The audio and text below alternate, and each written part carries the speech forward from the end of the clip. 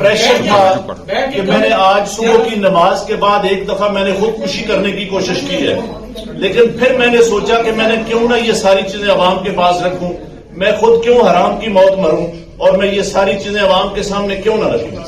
میں اس کرم میں سے گزر رہا ہوں۔ میری تمام بیوروکریسی سے گزارش ہے کہ اپنے ان سیاسی لوگوں کے لیے جو مختلف شیروانیاں سوا کے منسٹر بننے کو پھر رہے ہیں، ان کے لیے کوئی غلط کام نہ کریں۔ میں وہ الیکشن ٹھیک نہیں کروا سکا اور میں اپنے عہدے سے یہاں استعفیٰ دے رہا ہوں۔ میں نے جو اس الیکشن میں غلط کام کیا ہے، راولپنڈی کے 13 MNA کی سیٹیں جو ہاری ہوئی لوگوں کو ہم نے جتوایا ہے، لوگوں کی 70 ہزار کی لیڈ کو ہم نے ان کی شکست میں بدلا ہے، اور آج بھی ہمارے لوگ بیٹھ کے جیلی مورے لگا رہے ہیں۔ میں معذرت چاہتا ہوں اپنے تمام ریٹرننگ آفیسر سے جو میرے ماتحت کام کر رہے تھے، جو بیچارے رو رہے تھے جب میں ان کو کہہ رہا تھا کہ آپ یہ کام غلط کام کریں اور وہ نہیں کرنا چاہ رہے تھے۔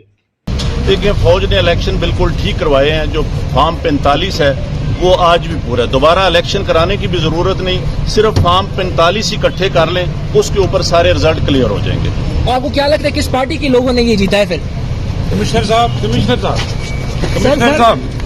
یہ بتائیے گا جو RO نے ریزلٹس روکے تھے، کیا اس میں باضابطگیاں ہوئی ہے؟ کیا کہیں گے آپ؟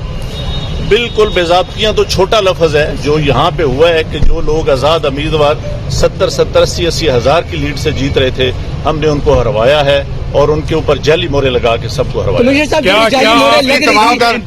آپ نے کسی سے کہا کہ سب کچھ ہو رہا ہے، غلط ہو رہا ہے، اس کو روکا جائے؟ دیکھیں، میں یہ ساری اس غلط کاری کی ذمہ داری اپنے اوپر لے رہا ہوں، اور ساتھ آپ کو بتا رہا ہوں کہ جو چیف الیکشن کمشنر ہے، جو چیف جسٹس ہے، وہ بھی اس کام میں پورے شریک ہیں۔ کس کے کہنے پہ سب کچھ ہوتا رہا؟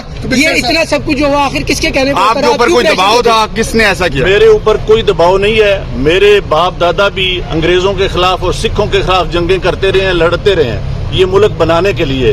اب میں اس ملک کو توڑنے کا حصہ نہیں بن سکتا۔ کمشنر صاحب، آپ نے راولپنڈی کی بہت بڑی خدمت کی ہے، آپ نے بڑے بڑے میگا پروجیکٹ میں 24 گھنٹے کام کیا ہے۔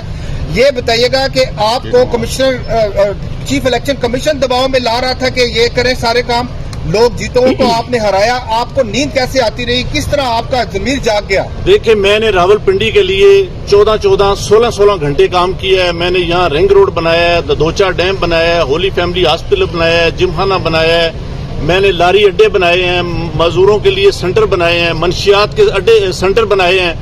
سب کچھ میں اپنے ملک کی بہتری کے لیے کرتا رہوں، لیکن آخر پہ میں نے جو اس ملک کے پیٹ میں چھرا گھونپا ہے، مجھے وہ سونے نہیں دیتا۔